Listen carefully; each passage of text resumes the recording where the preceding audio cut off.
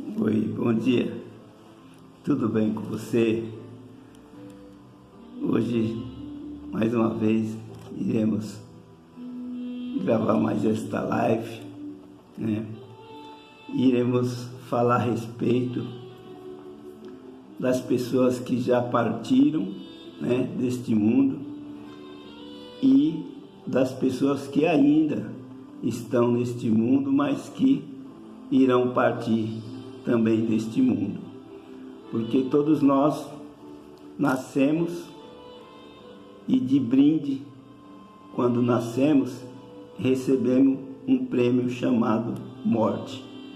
Todos nós temos esse prêmio e um dia iremos recolher este prêmio chamado morte, né? Mas hoje eu gostaria de expressar a situação das pessoas após a morte, porque no momento em que estamos vivos, a nossa situação ela é visível, né? Todas as pessoas nos veem, todas as pessoas nos ouvem, né? E sabe onde moramos, sabe o que até fazemos, né? Conhece nossas profissões, nós conhecemos as profissões deles, né? Sabemos de várias coisas um do outro, mas não sabemos para onde vão quando parte deste mundo, né? Quando morre. Mas tem uma resposta. Jesus, através dos seus apóstolos, deixou uma resposta a respeito das pessoas quando morrem, e deixou também uma resposta a respeito das pessoas que estão vivas neste mundo, né? Por isso hoje eu queria expressar algumas palavras sobre esse respeito, sobre os mortos em Cristo, sobre os que estão em Cristo, mas não morreram ainda, e sobre os que não estão em Cristo e nem morreram em Cristo, mas ainda estão neste mundo, sem conhecer a Deus. Então, meu amigo, minha amiga, são palavras espirituais que nos dão uma direção acerca do que acontece com as pessoas após passar desta vida para outra vida, né? Porque a palavra de Deus diz o seguinte, através de Jesus Cristo, quando esteve neste mundo: eu vim para que tenham vida e tenham a vida eterna. Quando se fala em eterna, em eternidade, está falando-se para sempre. Por isso que Jesus expressou: eu vim para que tenham vida e a tenham a vida eterna. Foi para isso que eu vim. E Paulo, com a sua inteligência, né, com a sua sabedoria, porque Paulo, como nós sabemos, ele era um hebreu e tinha cidadania romana. Ele foi uma das pessoas que estudou nas melhores faculdades que existia na época dele, né, cujo seu professor foi Gamaliel, um dos mestres da época, como se fosse um Leandro Carnal hoje, né? Era uma pessoa que tinha conhecimento de todas as coisas, principalmente a respeito das leis de Moisés, das leis romanas, dos costumes daquela época. E Paulo estudou, se formou na faculdade a qual este homem chamado Gamaliel era o mestre, era o professor dele. E Paulo, ele era o guardião da lei romana. Ele guardava a lei romana, ele não permitia que as pessoas violassem a lei romana, as pessoas as quais eram judias, né? Não os gentis. Os gentis, para eles, eram pessoas que não tinham, né, chance para nada na mente de Paulo. O gentio não valia nada. Os gentios, como eu já disse em outras lives, eram pessoas que não eram de nacionalidade judaica, eram pessoas estrangeiras. Todas as pessoas que não eram judaicas eram chamadas de gentílica ou gentios, né? Então Paulo não tratava com gentios, eles ficavam preocupados com os que guardavam a lei para que não a violasse. Mas só que tinha os judeus que se converteu a Jesus Cristo, que estavam pregando ao contrário a lei de Moisés, né, a qual Paulo defendia com unhas e dentes. Mas Paulo, certa vez, chegou até os sacerdotes, né, e pediu autorização para perseguir os cristãos que estavam pregando acerca de Jesus, que estavam falando sobre a salvação, né, sobre a vida eterna. Paulo pegou essa autorização dos sacerdotes daquela época e saiu a caminho de Damasco para prender os crentes que pregavam a respeito de Jesus. E quando Paulo ia com seus soldados, né, atrás à procura dos crentes para matá-los, Jesus aparece para ele. Uma grande luz, né, a ilumina a fronte dele, e ele fica sem visão. Mas só que antes dele ficar sem essa visão, Jesus fala com ele: Saulo, Saulo, a quem tu persegues? Tu não persegues aos meus cristãos, aos meus filhos, tu persegue a mim, né? E Paulo fica cego, e Deus, através de Jesus, dá instrução a Paulo para que procurasse Ananias, o qual iria fazer uma oração e devolver a visão para ele, né?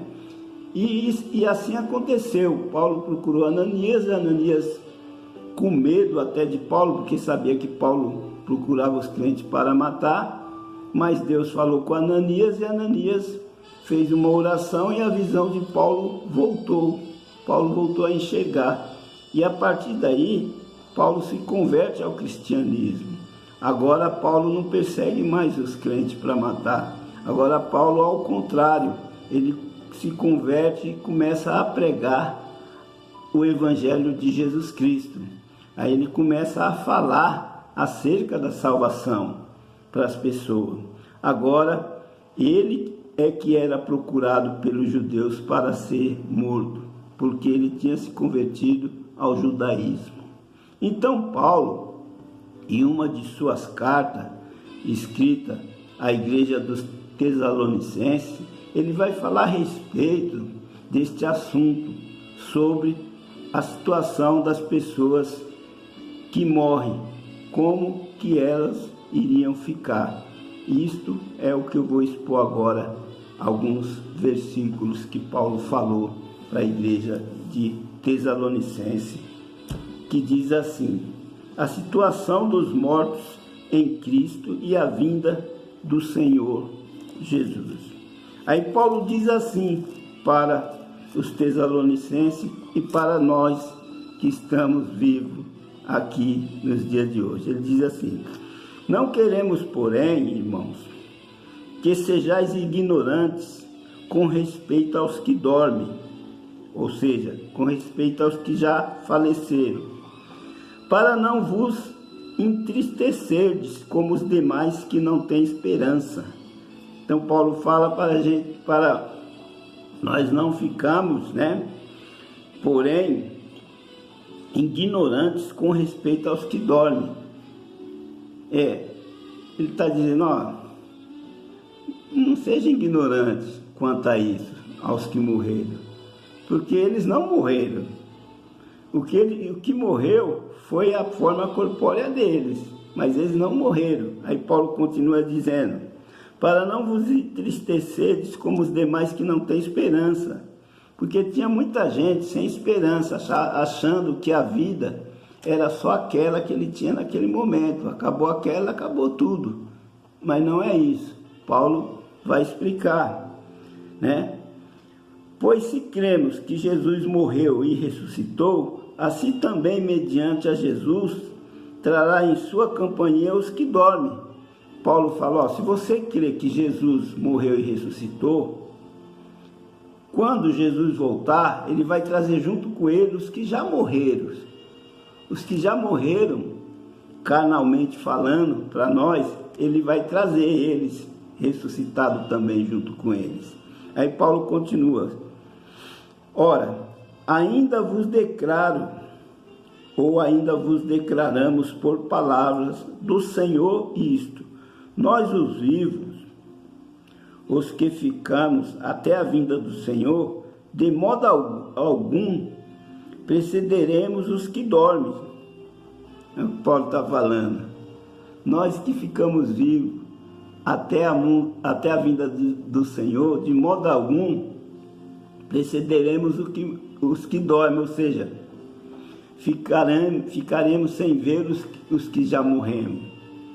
Ele está falando aqui, de modo algum precederemos os que dormem, porquanto o Senhor mesmo, dado a palavra de ordem, e ouvida a voz do arcanjo, e ressoado a trombeta de Deus, descerá dos céus, e os mortos em Cristo ressuscitarão primeiro. Olha só, que maravilha, né? Paulo dizendo, ora, ainda vos declaramos por palavra do Senhor isto, nós, os vivos, os que ficamos até a vinda do Senhor, de modo algum precederemos os que dormem, porquanto o Senhor mesmo, dada a sua palavra de ordem, e ouvida a voz do arcanjo, e ressoado a trombeta de Deus, descerá dos céus, e os mortos em Cristo ressuscitarão primeiro. Veja bem, quando o arcanjo ressoar a trombeta de Deus, quando Jesus vir descendo do céu sobre as nuvens, os mortos em Cristo ressuscitarão primeiro. Quer dizer, todos aqueles que eram cristãos, que criam em Jesus Cristo e tinham fé em Jesus Cristo, que Jesus era um Filho de Deus, ressuscitarão primeiro. Aí ele continua, né? Que os mortos em Cristo ressuscitarão primeiro. Aí ele fala, depois nós, os vivos e os que ficarmos, seremos arrebatados juntamente com eles nas nuvens, para encontro do Senhor nos ares, e assim estaremos para sempre com o Senhor. Veja bem, quando isso for acontecer, na vinda do Senhor, os mortos em Cristo serão os primeiros que vão ressuscitar e vão vir com Jesus sobre as nuvens, né? E nós, os vivos, os que estamos aqui embaixo, que cremos em Jesus Cristo, hoje em dia que temos fé em Deus, seremos arrebatados para encontrar com o Senhor e com os que já morreram, que ressuscitaram nas nuvens, né? Iremos ao encontro do Senhor, seremos arrebatados, ou seja, você está aqui sentado, de repente você vai desaparecer. Essas paredes, porta, lugar, não vai ter nenhum obstáculo para impedir a sua subida para encontrar com o Senhor nas nuvens. Você vai desaparecer do local que você estiver, não interessa se está dentro de um prédio, se está dentro de um túnel, dentro de um ônibus, num voo, né? Voando num avião, não importa, onde você estiver, você vai ser arrebatado, de repente você vai sumir para encontrar com o Senhor e com os que já morreram e ressuscitaram nas nuvens. Aí ele diz, depois nós, os vivos e os que ficarmos, seremos arrebatados juntamente com eles entre as nuvens, para o encontro do Senhor nos ares, e assim estaremos para sempre com eles. Aí ele diz, consolai-vos, pois, uns aos outros com estas palavras, Paulo diz, para que nós que cremos em Jesus Cristo hoje em dia, né, e que estamos aqui aguardando a vinda do Senhor, porque nós não sabemos o dia que o Senhor virá. porque a palavra de Deus diz que Jesus, o dia da vinda do Senhor, é como ladrão. Ele vai vir como ladrão. Porque você sabe a hora que você vai ser roubado? Você não sabe, né? A hora que alguém vai roubar você, você não sabe. Então assim vai ser a vida do Senhor. Vai ser como ladrão, de repente, você está andando, vai ser arrebatado. É assim, de repente você está na rua, vai andando, alguém encosta em você, aponta o revólver e te toma tudo. Ou alguém te para, você para o carro no farol, alguém encosta armado, faz você descer e rouba você, rouba seu carro, te sequestra, assim, não é assim? Então a vinda do Senhor também vai ser assim, de repente. Você vai estar num lugar, de repente você vai sumir, vai ser arrebatado, né? E aquele que não crê, que não tem fé em Jesus Cristo, ele vai ficar, ele não vai ser arrebatado. Só que ele vai sentir a sua falta. Agora você imagina no mundo, quantos milhões de pessoas irão sumir neste dia, porque irão de encontro ao Senhor na nuvem e serão arrebatados. Milhares de pessoas, de crianças, de jovens, de adultos, esses que têm fé em Jesus Cristo. Os que não têm, certamente não irão ficar, mas irão entrar em pânico, porque essas pessoas irão sumir e eles vão ficar desesperados. A mãe procurando seu filho, o pai procurando sua esposa, a esposa procurando seu marido, mas não vão encontrar, porque Jesus o arrebatou. E os que ficaram vão ficar mesmo, mas também irão ter uma chance de salvação, tá? Os que ficaram. Só que agora, com o arrebatamento, com a retirada dos crentes deste mundo, o mundo vai ficar a Deus dará, porque a palavra bíblica não terá mais sentido, não terá mais espírito na palavra. Então vai ser uma palavra simples, normal, como se lesse qualquer livro, qualquer gibi, qualquer coisa. Ela não vai ter mais a espiritualidade que tem hoje em dia. Só que essas pessoas vão ficar sabendo disso. Aí vai ser implantado no mundo o governo do anticristo. O governo do anticristo vai ser um governo que vai dar jeito em todas as situações. Não terá problema no mundo na gestão do anticristo. Este anticristo, ele vai dominar o mundo inteiro, né? Ele vai criar a moeda única, vai ser uma moeda universal, não vai ter várias moedas no mundo, no governo do anticristo. Vai ter só a moeda, uma moeda única, o dinheiro único. Só que esse anticristo, para que você participe deste governo, você vai ter que receber, né, o selo que ele vai implantar nesta época. Ele vai implantar um selo nas pessoas. As pessoas que tiverem este selo, elas vão poder fazer todas as coisas, vão poder usar os melhores hospitais, né? Vão comprar as melhores roupas, vão comer as melhores comidas, vão ter as melhores moradias. E aqueles que não aceitarem vão passar por privações, perseguições. Por quê? Porque os que não aceitaram, eles têm chance de salvação se não aceitar. Se eles não aceitarem a marca da besta, eles também vão ser arrebatados na terceira vinda de Jesus Cristo, que vão ser para essas pessoas que não aceitaram a Jesus Cristo na época certa. Mas eles vão ficar sabendo que ainda terão uma terceira vinda, uma terceira chance de salvação. Mas vai ser na implantação do governo do anticristo.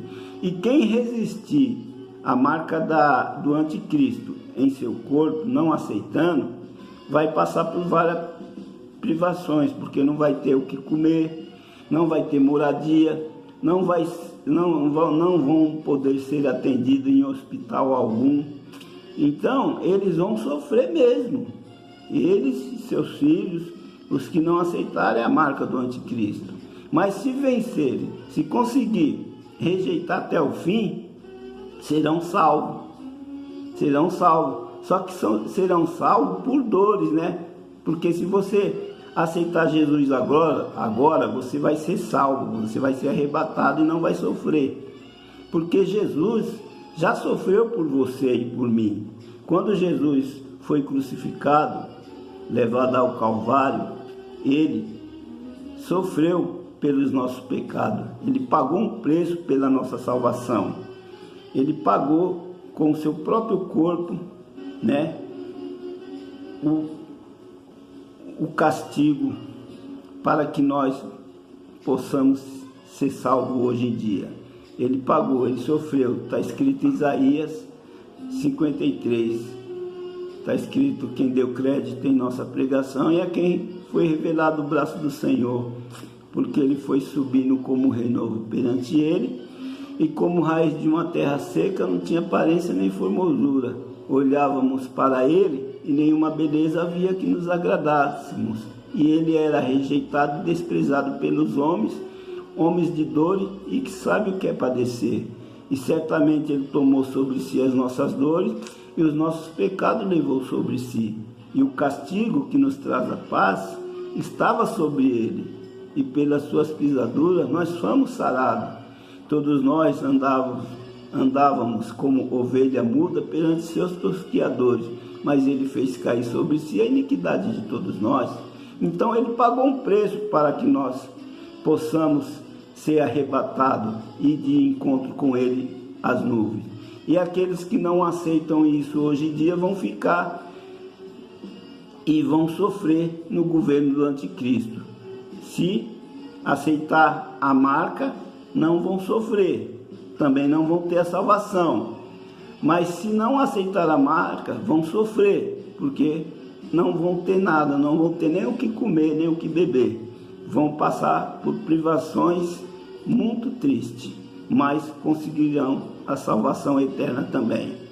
Estas são as palavras que eu tinha para dizer para você, que não é só essa vida que prevalece hoje em dia. Tem uma outra vida além desta que estamos vivendo hoje, que é a vida junto com Jesus Cristo.